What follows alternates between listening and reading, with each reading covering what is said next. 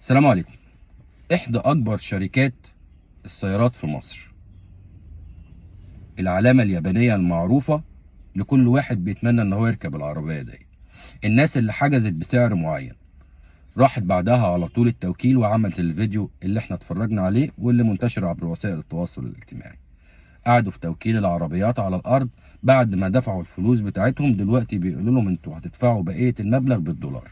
والمشكله كمان ان الدولار حاسبينه على 30 جنيه. الناس وهم هناك وبيصوتوا قدام التوكيل بيقولوا لهم 30 جنيه ده ما وصلش الدولار لسعر ال 30 جنيه. قالوا لهم اعلى ما في خيلكم اركبوه، واكتر جهه ممكن تروحوا تشتكوا فيها روحوا لها كمان. لدرجه ان في واحد كمان قال عايز اقابل رئيس مجلس الاداره. قال له لو قابلت رئيس الجمهوريه، قال له سهل ان انا اقابل رئيس الجمهوريه. قال له يبقى صعب كمان عندنا تقابل رئيس مجلس الاداره اللي هنا. رايكم في حاجه زي كده ايه؟ ورايكم في الاسعار المتفاوته او الاسعار الغريبه اللي كمان بتبقى موجوده من التوكيلات اللي احنا بنحجز فيها السيارات بتاعتنا؟ رايكم في الاستغلال ده ايه؟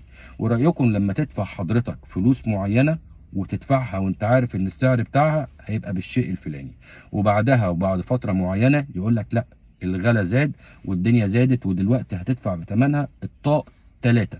رايكم في حاجه زي كده ايه؟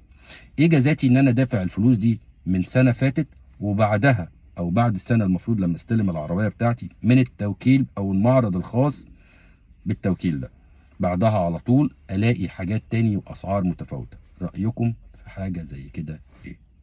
السلام عليكم.